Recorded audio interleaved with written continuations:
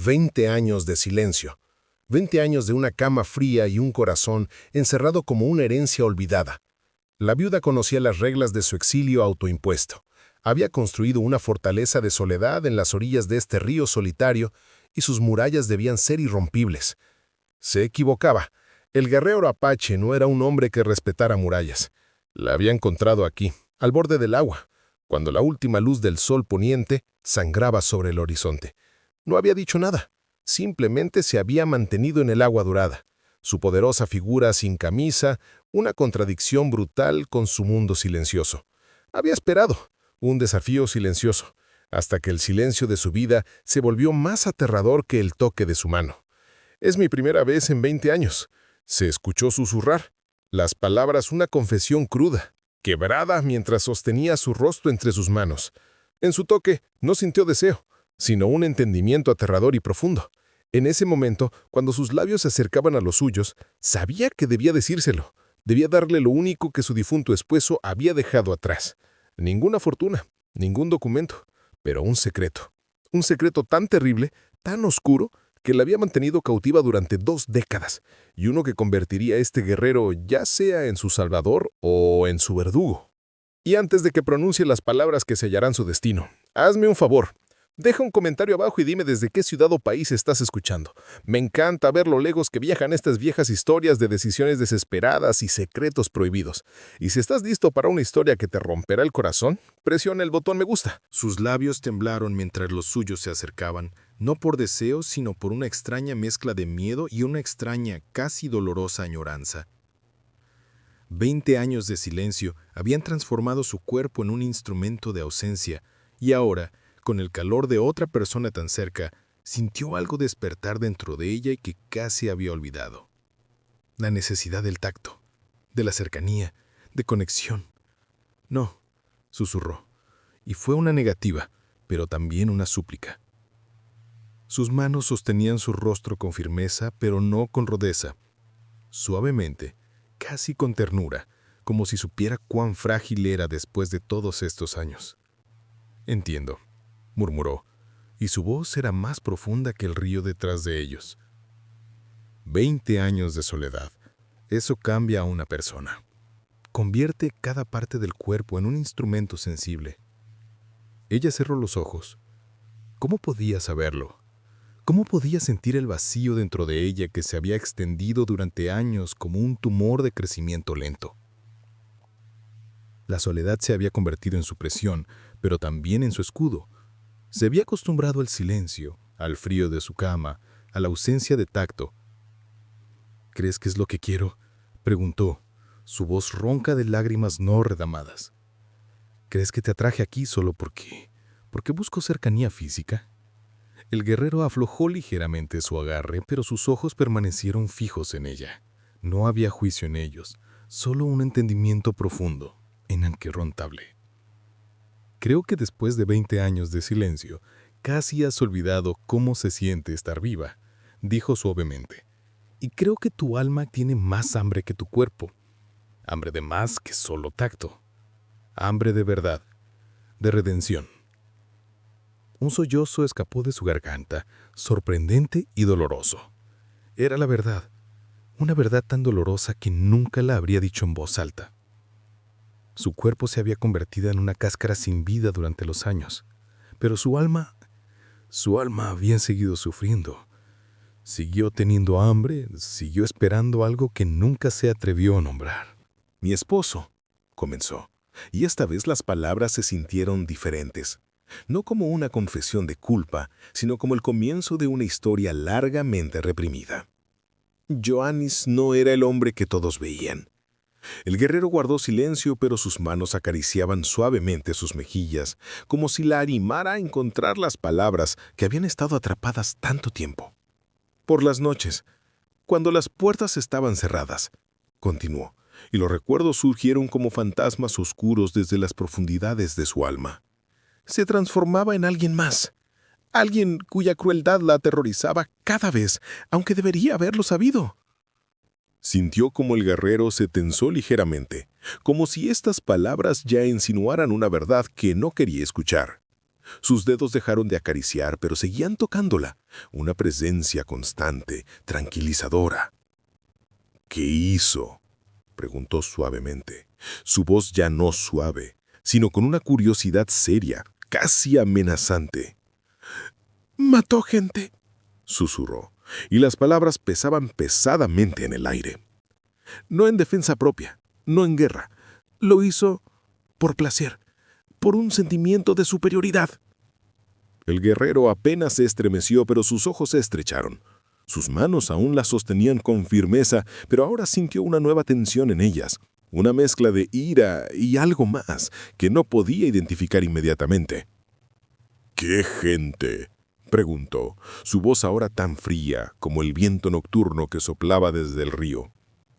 «Apache», dijo, y la palabra cayó como una piedra en el agua, creando ondas de culpa que se extendían entre ellos. Lideraba un grupo de hombres que irrumpieron en un pueblo de noche. Decían que era una represalia por un ataque a un asentamiento, pero vi el botín que trajeron. Mujeres y niños no tenían nada que ver con ningún ataque.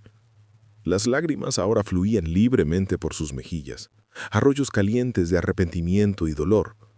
El guerrero se la secó, su movimiento aún suave, pero ahora con una nueva urgencia. ¿Mi pueblo?, dijo, y no era una pregunta, sino una declaración llena de ira reprimida. «El pueblo de mi familia». Ella asintió, incapaz de soportar su mirada. La culpa que había cargado durante tanto tiempo de repente se sintió insoportablemente pesada, más pesada que todas las piedras que había recolectado durante los últimos 20 años para pesar su soledad. «¿Por qué no se lo dijiste a nadie?», preguntó, su voz temblando de ira reprimida. «¿A las autoridades? ¿A alguien?». «¿Quién me habría creído?», respondió amargamente. «Solo era una mujer, la esposa de un hombre respetado, y aunque me hubieran creído, ¿qué podrían haber hecho? Los hombres que estaban con él eran poderosos, tenían todo el asentamiento en sus manos». El guerrero se dio la vuelta y miró el río oscuro. Sus hombros estaban tensos, y podía ver cómo sus manos se cerraban en puños. Esperaba que la atacara, que se vengara de la gente inocente que su esposo había asesinado. En cambio, se volvió hacia ella de nuevo, y sus ojos ya no estaban llenos de ira, sino llenos de una profunda, inimaginable tristeza. «Mi padre era el jefe», dijo suavemente, y las palabras casi se quebraron. «Mi madre, mis hermanas, todas estaban en ese pueblo». Un sollozo escapó de su garganta, ronco y doloroso. «Lo siento mucho. No sabía qué hacer». «Podrías haberlo evitado», dijo, su voz ahora glacial. «Debiste habérselo dicho a alguien, debiste haberlos advertido». «¿Y qué habría sido de mí?», preguntó, y por primera vez en 20 años sintió una ola de ira creciendo dentro de ella. Ira contra su esposo, contra los hombres que estaban con él y contra el mundo que la había puesto en esa situación. Me habrían matado, o peor, me habrían enterrado viva en un mundo donde una mujer sola no vale nada. El guerrero la miró fijamente y podía ver los pensamientos luchando en su cabeza. ¿Venganza o justicia? ¿Odio o perdón? La tensión entre ellos ahora era casi tangible, una carga eléctrica de dolor, ira y una extraña, no deseada atracción. «El secreto que mencionaste», dijo finalmente, su voz de nuevo bajo control. «¿Qué era? Era más que solo la verdad sobre su muerte». Ella asintió lentamente y alcanzó el pequeño colgante que siempre llevaba alrededor del cuello, oculto bajo su vestido. Lo abrió y sacó un papel arrugado. «Esto es», dijo y se lo tendió. «Este es el secreto que me ha mantenido cautiva, el secreto que mi esposo me confió mientras moría». El guerrero tomó el papel y lo desplegó cuidadosamente. Sus ojos se movieron sobre las líneas y su expresión cambió de curiosidad a horror y finalmente a algo que parecía puro odio. ¿Qué es esto?, preguntó. Su voz apenas un susurro, pero lleno de violencia reprimida. «Es una lista», dijo, y su propia voz temblaba ahora de miedo y alivio, finalmente liberada de la carga. Una lista de los nombres de todos los hombres involucrados en los ataques, una lista de los lugares que saquearon y una lista de los lugares donde escondieron los bienes robados. El guerrero miró del papel a ella y viceversa. La tensión entre ellos ahora era casi palpable, una mezcla de miedo, esperanza y una extraña, intensa conexión que se había formado a través de la verdad compartida. «¿Por qué te lo dio?», preguntó con desconfianza, sus manos aún firmemente envueltas alrededor de ella, como si quisiera tanto protegerla como retenerla. «Sabía que lo traicionarían», dijo simplemente. «Sabía que sus socios algún día lo abandonarían para salvarse a sí mismos. Me dio la lista para que pudiera usarla cuando llegara el momento». «¿Para hacer qué?», preguntó el guerrero, sus ojos oscuros de desconfianza y una extraña, intensa curiosidad. «Para encontrar justicia», dijo y lo miró directamente a los ojos. «O para protegerme». El guerrero dobló cuidadosamente el papel y lo metió en su propio bolsillo. Luego sacó su cuchillo y la viuda cerró los ojos, lista para el final. Lo esperaba, incluso lo merecía.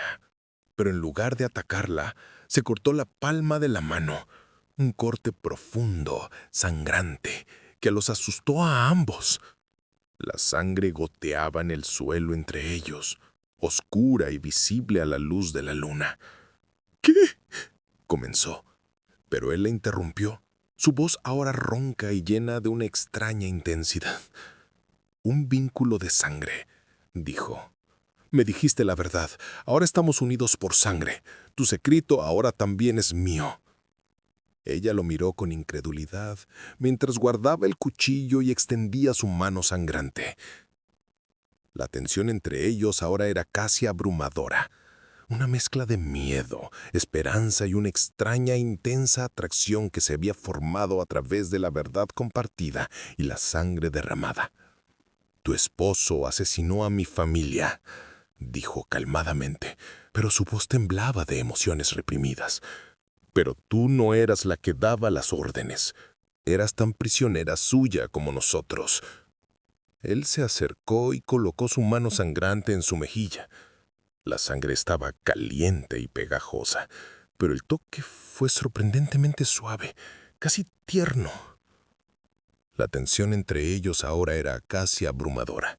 Una mezcla de dolor, esperanza y una extraña, intensa conexión que se había formado a través de la verdad compartida y la sangre derramada. «Descubriremos juntos qué hacer con esta lista», dijo, su voz ronca de emoción. «Encontraremos a los hombres que hicieron esto y encontraremos justicia para mi familia y para ti». La viuda miró en sus ojos y vio no solo el deseo de venganza, sino también una verdad más profunda, más compleja. En ese momento, mientras la sangre de su vínculo se secaba en su piel, sabía que su vida había cambiado para siempre. La fortaleza de su soledad estaba rota, no por la violencia, sino por una verdad dolorosa, necesaria y una extraña intensa conexión que nunca habría esperado. Y mientras la noche caía completamente sobre el río, sabía que esto era solo el comienzo de un viaje peligroso, un futuro incierto y quizás incluso una redención inesperada. La tensión entre ellos pesaba pesadamente en el aire, una mezcla de miedo, esperanza y una extraña e irresistible atracción que se había formado a través de la verdad compartida y la sangre derramada. La noche descendió sobre el río como terciopelo negro, surcado de rayos plateados de luna que caían sobre la sangre en sus mejillas. El guerrero había aprendido que su nombre era Taza. Había construido una pequeña hoguera en la orilla. Las llamas danzaban entre ellos, proyectando sombras que danzaban como fantasmas del pasado en las rocas. «Debemos movernos», dijo Taza, mientras colocaba cuidadosamente el papel con los nombres en un estuche de cuero. Los hombres en esta lista no esperarán para siempre, y no serán pacíficos cuando descubran que sabemos. La viuda Clara, como finalmente le había dicho, asintió, y se envolvió más ajustadamente en sus chales. El frío de la noche penetraba su ropa delgada, pero era un frío diferente el que temía más, el frío de la verdad que ambos llevaban ahora. ¿A dónde vamos primero?, preguntó, su voz apenas un susurro. El primer nombre en la lista. Benedict Keller, un comerciante con conexiones en las grandes ciudades. El hombre que le proporcionaba a tu esposo las armas y la información. Clara cerró los ojos. Recordaba a Keller, un hombre educado, apuesto, que a menudo era su invitado. Un hombre que hablaba de la cuestión india como si fueran menos que humanos. Un hombre que se reía cuando su esposo contaba sus aventuras. Vive en un asentamiento al norte de aquí, dijo. 2 días a caballo, pero estará custodiado. Es un hombre rico. Taza se puso de pie y le tendió la mano. Rico o pobre, la sangre es la misma en todos, y su sangre fluirá, como fluyó la sangre de mi familia. Clara tomó su mano y de nuevo sintió esa extraña corriente entre ellos. No un deseo de tacto, sino una conexión más profunda, más intensa, como si sus almas se hubieran fusionado a través de la verdad compartida y la sangre derramada. La ayudó a levantarse y sus manos permanecieron en las suyas un momento demasiado largo, un gesto consciente, casi íntimo. «¿Tienes miedo?», dijo suavemente mientras sentía sus dedos temblar. «No por lo que haremos, sino por lo que cambiará en nosotros. Una vez que empecemos, ya no habrá vuelta atrás». Nunca hubo vuelta atrás, solo ilusiones de seguridad. El viaje fue más difícil de lo que Clara esperaba. Durante 2 días cabalgaron por terreno accidentado. Taza al frente, Clara justo detrás de él. El silencio entre ellos ya no era incómodo, sino lleno de una extraña intimidad, una comunicación no dicha que iba más profunda que las palabras. La segunda noche, mientras acampaba bajo una roca saliente, Clara rompió el silencio. «¿Por qué lo hiciste? El vínculo de sangre. ¿Pudiste haberme matado? ¿Vengarte de tu familia? En cambio, ¿te uniste a mí?». Taza miró fijamente el fuego, sus rostros duros a la luz parpadeante. «Porque he visto lo que el dolor hace a la gente.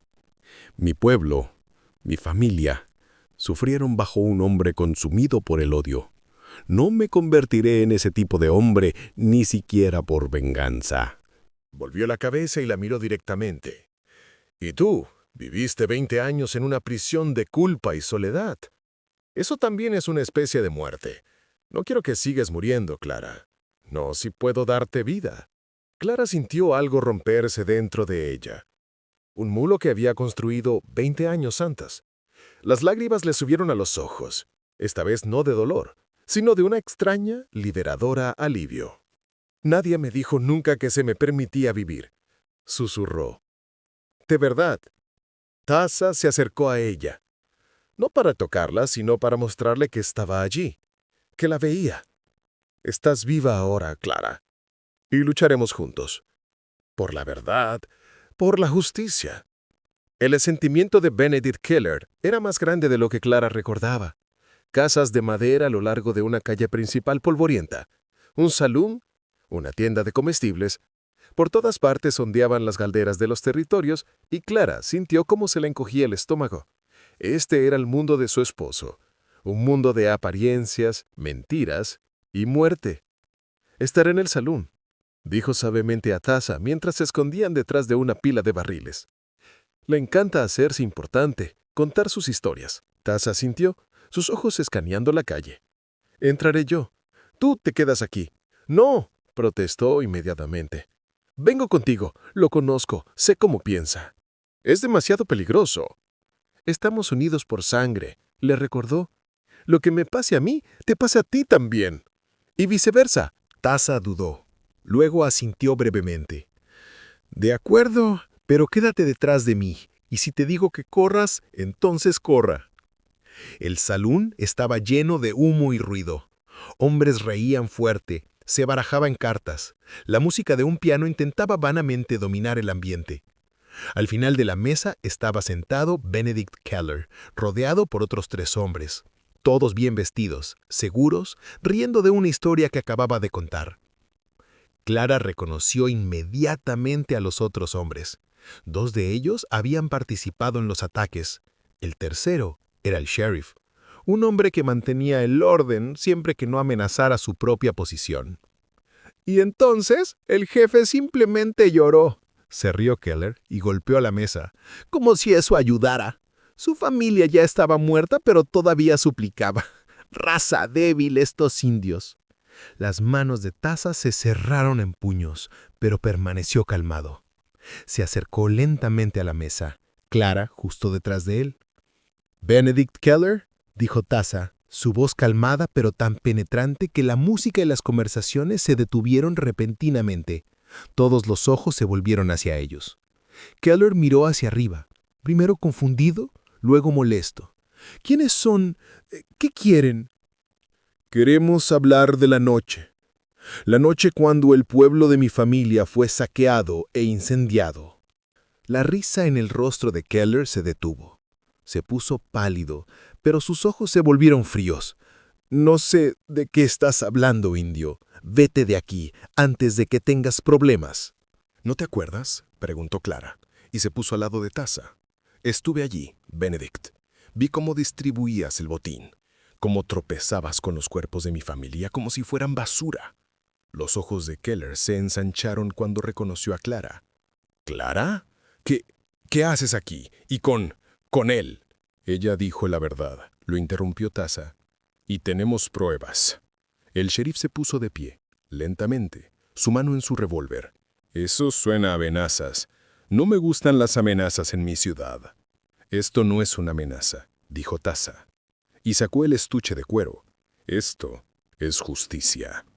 Arrojó el papel sobre la mesa. Keller miró fijamente el papel, su rostro volviéndose ceniza. Los otros hombres en la mesa se levantaron, sus manos yendo hacia sus armas. «Es una mentira», tartamudeó Keller. «¡Falsificaciones!». «Entonces, explica por qué tus nombres están en esta lista. ¿Y por qué los lugares donde escondiste los bienes robados?». El sheriff sacó su revólver. «Basta. Ustedes 2 vienen conmigo». En ese momento todo sucedió muy rápido. Uno de los hombres alcanzó su arma, pero Taza fue más rápido.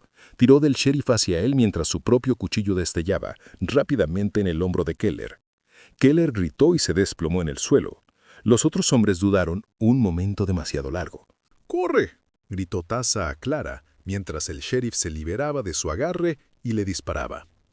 La bala apenas rozó a Taza y destrozó una botella detrás de la barra. Estalló el caos. Hombres gritaban, mujeres gritaban, se sacaban armas.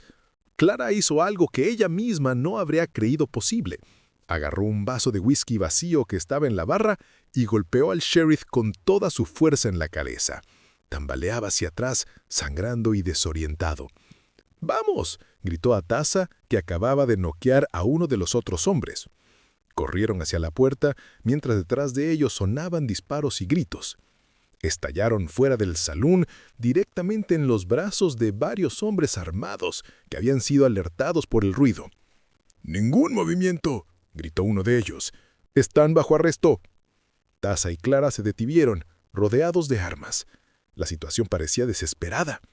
Pero entonces sonó un estruendo, no de un disparo, sino de algo que sonaba como un trueno. Todos miraron hacia arriba. Al final de la calle había 20 jinetes, guerreros apache, sus caballos impacientemente pateando. A su cabeza se encontraba una mujer con el pelo largo y oscuro, su rostro una máscara de determinación helada. «Mi hermana Nishoni», murmuró Taza, un atisbo de alivio en su voz. Nishoni se acercó lentamente a caballo, sus ojos evaluando la situación. Cuando vio a Clara, apenas asintió imperceptiblemente. «Deja que se vayan», dijo a los hombres armados. Su voz calmada pero inequívoca. «¿O morirás protegiendo a un asesino?». Los hombres dudaron, inseguros frente a la fuerza superior. «El sheriff está herido», gritó alguien. «Necesitamos un médico». «Tráemelo aquí», dijo Nijoli. «Lo curaré. Pero primero, arrestarás a este asesino o lo dejarás escapar para seguir matando». Los hombres se miraron inseguros. Uno de ellos se agachó hacia el sheriff, que yacía sangrando en el suelo. «¿Qué hacemos?», susurró. El sheriff gimió y abrió los ojos. «Déjalos ir», jadeó. «Pero traen un médico. E informa a las autoridades en la capital. Diles lo que pasó aquí». Los hombres dudaron. Luego se apartaron y formaron un paso libre. Taza y Clara caminaron lentamente hacia los caballos, Nijoni y sus guerreros formando una formación protectora a su alrededor. Mientras pasaban, el sheriff miró directamente a Clara a los ojos. «Lo siento», dijo suavemente. «No sabía. Debería haberlo sabido». Clara asintió brevemente. «Todos lo sabíamos, pero ninguno de nosotros tuvo el coraje de hacer nada». Cabalgaron toda la noche, Nishoni y sus guerreros como escolta. Al amanecer, llegaron a un valle escondido donde se encontraba un pequeño pueblo apache. Chozas de barro y hierba rodeadas de rocas protectoras. Niños jugaban al borde de un arroyo claro. Mujeres trabajaban en telares. Hombres ancianos sentados en círculo fumaban pipas. Cuando llegaron, la gente salió a recibirlos. Sus rostros eran curiosos, pero no hostiles. Nishoni ayudó a Clara a bajarse del caballo, mientras otros rodeaban a Taza y le daban palmadas en la espalda. «Este es mi pueblo», dijo Nishoni a Clara. «Tu pueblo ahora también, si quieres quedarte». Clara miró alrededor. Las chozas simples, los niños riendo, las mujeres trabajando. Un lugar de paz, de vida, tan diferente del mundo que había dejado. «¿Por qué?», preguntó Nishoni. «¿Por qué nos ayudaron? Somos extraños». Nishoni sonrió por primera vez. «Taza es mi hermano. ¿Y tú? Lleva su sangre en tus manos. Eso te hace familia». La llevó a una pequeña choza al borde del pueblo. «Aquí puedes descansar, y cuando estés lista nos contarás todo. Sobre los hombres en la lista, sobre lo que pasó». Cuando Clara estuvo sola en la choza, se sentó en el suelo y se apoyó en la pared. Por primera vez en 20 años, no se sintió sola, no atrapada, se sintió libre.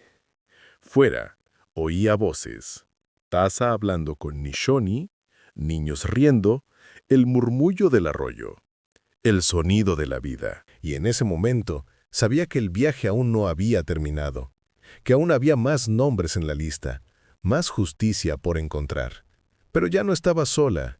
Se levantó y salió de la choza. El sol apenas estaba saliendo, pintando el cielo de colores de esperanza y nuevas posibilidades. Taza estaba junto al arroyo, lavándose la sangre de las manos, sangre del hombro de Keller, de su propio vínculo. Miró hacia arriba cuando ella se acercaba y en sus ojos vio no solo el deseo de venganza, vio algo más profundo que no pudo nombrar inmediatamente. «Aún hay más nombres», dijo suavemente. «Sí», respondió, «pero hoy descansamos. Hoy simplemente estamos vivos». Clara asintió y se sentó a su lado en la orilla del arroyo.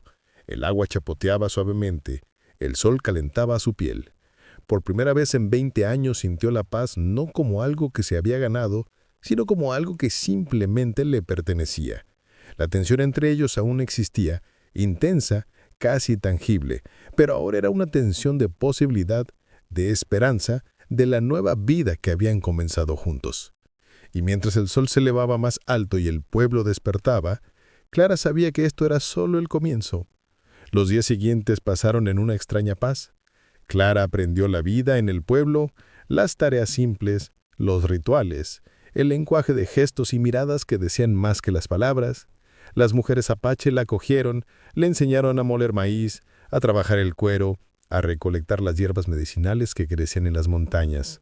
Cada noche se sentaban alrededor del fuego y Taza contaba las historias de los hombres en la lista, los nombres, los lugares, los crímenes. Con cada nombre que se mencionaba, el silencio en el círculo se hacía más profundo, la determinación en los ojos de los presentes más firme. El último nombre, dijo Taza una noche, cuando el fuego casi se había apagado y solo las brasas brillaban. Hans Vogel, el hombre que daba las órdenes, el hombre que personalmente asesinó a mi familia. Clara sintió como se le encogía el estómago. Recordaba a Vogel, un hombre de sangre fría con ojos helados que a menudo era invitado en casa de su esposo. Un hombre que hablaba de orden y disciplina mientras planeaba los peores crímenes en la oscuridad. Vive en una fortaleza, dijo suavemente, una antigua base militar al norte. La compró y la convirtió en su fortaleza privada. Está custodiada por mercenarios, hombres que morirían por él. Taza asintió, su rostro a la luz del fuego una máscara de determinación. Entonces necesitamos ayuda, no solo de mi gente, de todos los que han sufrido bajo estos hombres. En los días siguientes, Taza y Nijoni enviaron mensajeros a otras tribus, a asentamientos, a todos los que habían sufrido bajo el gobierno de Vogel y sus hombres. Llegaron uno tras otro, no solo guerreros, sino también mujeres, niños y ancianos. Todos los que buscaban justicia. Clara observó cómo el pequeño pueblo crecía. Como un lugar de refugio se convertía en un campo de resistencia. Ayudó a organizar la comida, a cuidar a los heridos, a calmar a los niños que tenían pesadillas con las historias de los adultos. Una noche encontró a Taza solo al borde del campamento mirando las estrellas. «¿Tienes miedo?», dijo, y se sentó a su lado. «No de morir», respondió. «De no ser suficientes, de que Vogel y sus hombres ganen, de que todo este sufrimiento haya sido en vano». Clara puso su mano sobre la suya. «No estamos solos. Y aunque perdamos, no intentamos. Eso es más de lo que la mayoría de la gente ha hecho nunca». Taza volvió la cabeza y la miró. En sus ojos había una intensidad que a la vez la aterrorizaba y la atraía. «Has cambiado, Clara. Ya no eres la mujer que conocí junto al río, la mujer atrapada en su soledad». «¿Tú también?», respondió suavemente. «Ya no eres solo el guerrero buscando venganza. Eres un líder, un portador de esperanza». Él levantó la mano y apartó un mechón de su rostro. El toque fue suave, casi tierno, y Clara sintió como su corazón latía más rápido. No por deseo, sino por una conexión más profunda, más intensa que se había desarrollado entre ellos. «Lo que pase mañana», dijo Taza suavemente, su voz ronca de emoción. «No me arrepiento de nada, ni del vínculo de sangre, ni de este viaje, ni de ti». Clara puso su mano sobre la suya y la apretó ligeramente. «Yo tampoco». El ataque a la fortaleza de Vogel comenzó al amanecer. Un pequeño pero determinado ejército de guerreros apache, exesclavos, colonos desplazados, todos los que habían sufrido bajo la tiranía de los hombres en la lista. Clara se quedó en el campamento con Nijoni y las otras mujeres, mientras Taza y los guerreros partían a la batalla. Las horas pasaron como una eternidad. Cada sonido, cada disparo lejano la hacía sobresaltar. Al mediodía, un mensajero la alcanzó. Un joven apache, sin aliento, sangrando, pero vivo. «¡Está hecho!», gritó. «Vogel está muerto. Sus hombres han huido o se han rendido». Estallaron vítoros, pero Clara no sintió alegría. Solo un extraño vacío, como si una parte de ella hubiera muerto con Vogel.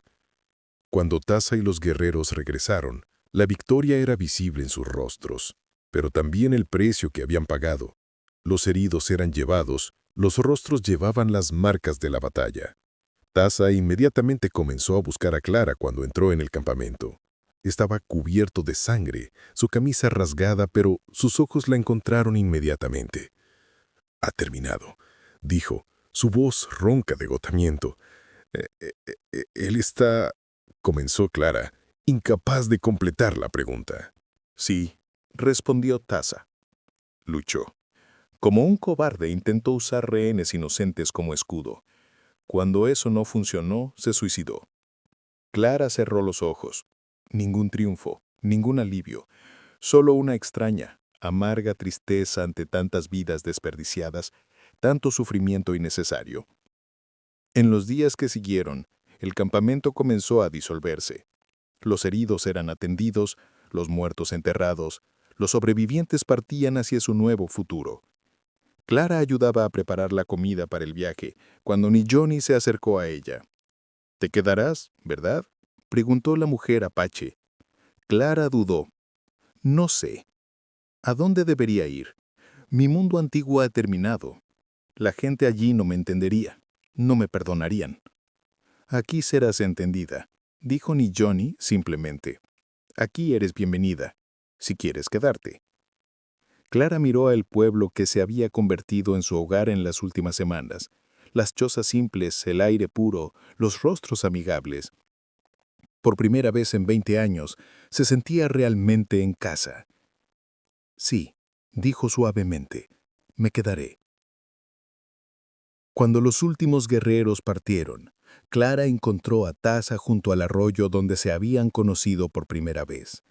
Había curado sus heridas, llevaba ropa limpia, pero en sus ojos aún pesaba lo que habían vivido. Nishoni me dijo que te quedas, dijo sin volverse. Sí, confirmó Clara y se puso a su lado. Siento que es el lugar correcto, el momento correcto. Taza se volvió hacia ella. En su rostro había una intensidad que a la vez la aterrorizaba y la atraía. La tensión entre ellos aún existía, intensa, casi tangible, pero ahora era una tensión de posibilidad, de esperanza. «Pensé que encontraría venganza», dijo suavemente, «pero encontré algo mejor. Te encontré a ti y me encontré a mí mismo». Clara puso su mano en su pecho, sobre su corazón. «Ambos nos encontramos. Después de 20 años de oscuridad, finalmente vimos la luz». Taza levantó la mano y cubrió la suya. Su toque era cálido, fuerte, lleno de una ternura que nunca habría creído posible. La tensión entre ellos no se disolvió. Se transformó en algo más profundo, más intenso. «Te amo, Clara», dijo, y las palabras sonaban simples, verdaderas, llenas de una profundidad que la abrumaba.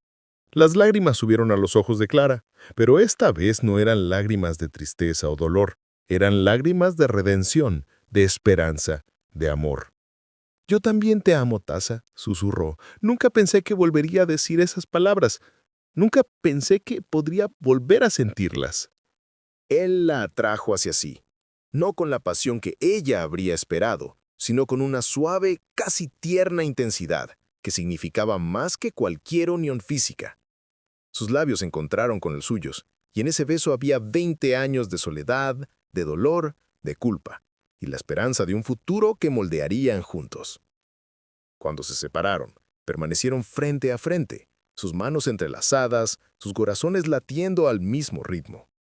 «Es mi primera vez en 20 años», susurró Clara, y esta vez las palabras no eran una confesión de culpa o desesperación, sino una promesa de esperanza, de amor, de nueva vida.